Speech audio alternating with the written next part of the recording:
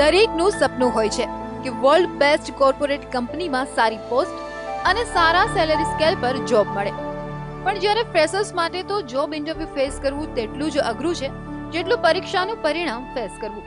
તેથી જ તો ફ્રેશર્સને ગાઈડ કરવા માટે આયોજન કર્યું બિયોન્ડ લાઇન ઓફ કેમ્પસ પર વર્કશોપ, કે જેમાં વિદ્યાર્થીઓને how to present themselves during interview, કેવા પ્રશ્નોનો જવાબ કેવી રીતે આપવો, બોડી લેંગ્વેજ કેવી હોવી જોઈએ, આ તમામ પર ગૌર ફરમાવવામાં આવ્યું હતું આ વર્કશોપમાં.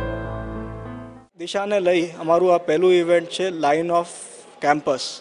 લાઇન ઓફ કેમ્પસ એટલે કે તમે જ્યારે કેમ્પસમાંથી બહાર નીકળો છો તો તમે એક કલ્ચરલ શોકમાંથી ગુજરો છો. જ્યારે તમને પહેલી તમારી જોબ મળતી હોય કે જોબ મળવા પહેલાંનો જે ટાઈમ પીરિયડ છે તે તમે કઈ રીતના તમે પ્રોફિટેબલી તમે એને યુટિલાઇઝ કરો અને તમે સક્સેસ મેળવો. તો આ વર્કશોપને થ્રુ આઉટ ધ ડે અલગ અલગ મોડ્યુલ્સમાં મૂકવામાં આવ્યું હતું, જેમાં રેસ્ક્યુ રાઇટિંગ, સેલ્ફ ડેવલપમેન્ટ અને આ ઉપરાંત હાઉ ટુ ઇન્ટરવ્યુ વિશે ખાસ તાલીમ આપવામાં આવી હતી, જેમાં સ્ટુડન્ટને સ્ટેજ પર બોલાવીને મોક ઇન્ટરવ્યુ પણ લેવામાં આવ્યો.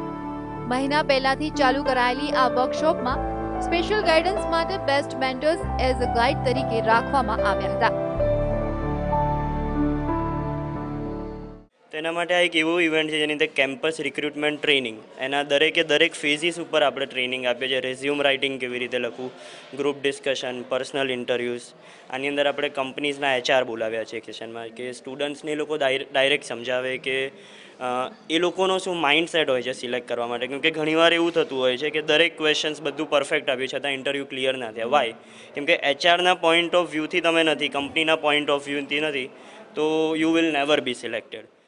તો આ વર્કશોપ દ્વારા 100 કરતાં પણ વધુ લોકોએ લાઇન ઓફ કેમ્પસની લાઇનને ક્રોસ કરીને પોતાની કારકિર્દી ઉજ્જવળ કરવાનો પ્રયત્ન કર્યો. ફોરમ શાહ, સંદેશ ન્યૂઝ, અમદાવાદ.